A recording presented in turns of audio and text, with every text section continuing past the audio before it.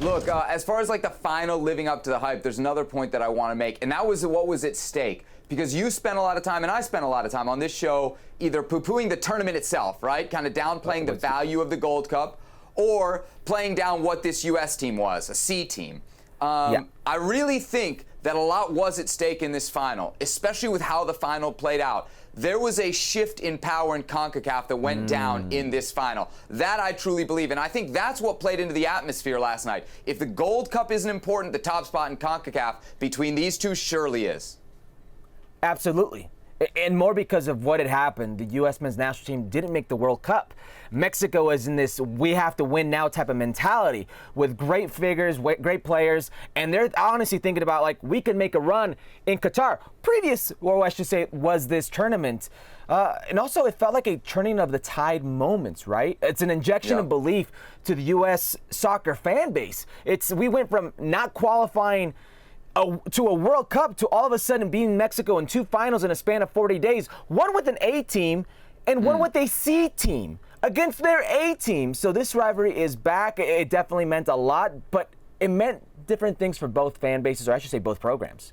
So we talk about the generation for this U.S. team a lot, this young generation, just like how good it can be. Ultimately, your generation is totally judged on your results, right? Like, you might be able to make a claim that the 2010 team was actually better than the 2002 team, but the 2002 team maybe had a better matchup in the round of 16. They go further. They're thought of as kind of the all-time best group of U.S. players because of what they accomplished in the World Cup. I don't know that when I look at this that I necessarily see that. I see a very, very deep group of U.S. players here that no matter what they accomplish, when we talk of like depth of quality, has already proven they're the greatest generation yet. Of individual players. I mean, on paper, it's pretty hard to dispute that. It's not even close, right? It's very difficult to dispute that the talent pool is there, right? Never before in the history of USA-Mexico have you been able to say that a U.S. B or C team could beat a Mexico A team. Never before. No, and I agree with you, but let's not fall into this trap, because I've fallen into this trap before, and you know this. And you said it very well yourself. 2002 is kind of the barometer, it's kind of the bar that was set for all these generations. They went 1-1-1 in the World Cup, and they happened to beat Mexico, in that next knockout game to go to that quarterfinal game, and then played a great quarterfinal against Germany, and ultimately were hard done by maybe what should have been a penalty call at the end, right? The 2010 team, they ended up winning their group for the first time in World Cup history. 2014 team, got out of the group of death, but none of them had the depth that these players have. This pool has. You didn't have players playing in Barcelona, playing at Chelsea, playing at Leipzig, playing at Dortmund. You didn't have that kind of quality, but those are teams. And that's the difference. Let's not fall into this trap again. Those are actual teams that have been in hard moments and grown together, kind of like these last two finals for this U.S. men's national team.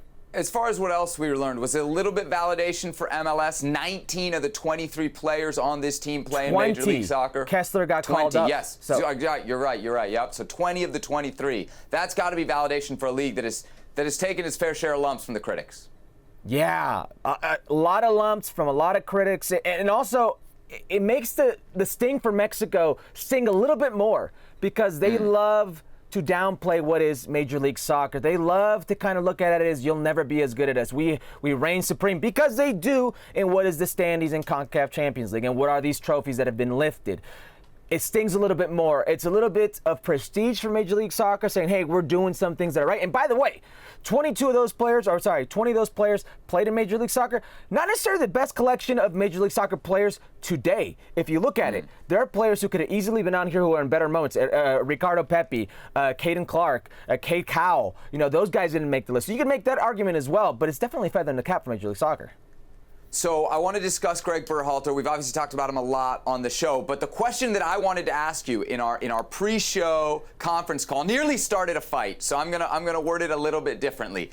See if you can track with me, right? Scale 1 to 10, 1 being the least, 10 being the most. How confident were you that Greg Berhalter was going to successfully qualify this team for the World Cup before the Nations League? Give me a 1 to 10. Before the Nations League, I think I told you like 6.5, right? Is that where I was at? 6.5. That's what was my comfort level, 6.5. Post-Nations League beating Mexico, post-Gold Cup beating Mexico, what's that number at now? 7.5, 8. And it That's has it? to take something. That's it? Yeah, because we've learned from What does he have left watching to this. answer for you? What does he have left to answer for you then? Identity. because that's what they promised us, right? That's Okay. what Greg Berhalter was touted as. So I want to see these players take the next step in actually playing that brand of football that we think they can play, that Greg Berhalter thinks they can play. It's great, and I'm with that train of thought. When you play a final, you win a final, okay? You do what it takes to win that final. But leading up to this tournament, I know it's a C team. It's 1-0 wins, very difficult to do, but it isn't exactly convincing football. You didn't exactly win the way that most fans thought this team should play. I don't care about that. I care about winning a final. But when it comes to what are these other games, what is World Cup qualification, if you say we're going to take this team to the next level, well, I want to see it on the field too. So Greg Berhalter, he silenced doubts, he silenced critics, and I was one of them, but for now. It has to be down to results, right? Especially when you miss the World Cup. But, like, are U.S. fans in a place where they can honestly ask for forms, maneras, like how you played, or are results just good enough for now? Because what you're saying is you want to see the next step of the evolution. I got to remind you, like, 2 years ago, this team was losing to Canada for the first time in 34 years with Greg Berhalter in charge. Yeah, you're correct. And they were behind the 8 ball. We've already spoken about it. 13 months without a head coach, interim coach, and all the problems that happened and how you were now had, backtrack time and you had to accelerate the process. I understand that.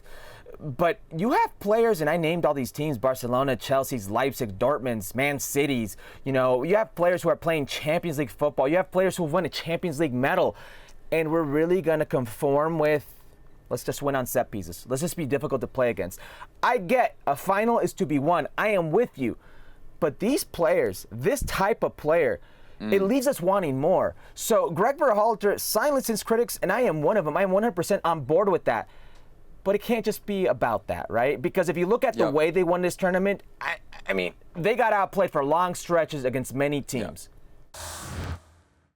Well, thank you very much for watching ESPN on YouTube. For more sports highlights and analysis, be sure to download the ESPN app. And for live streaming, premium content, and let's not forget as well, ESPN FC 7 days a week. Subscribe to ESPN+.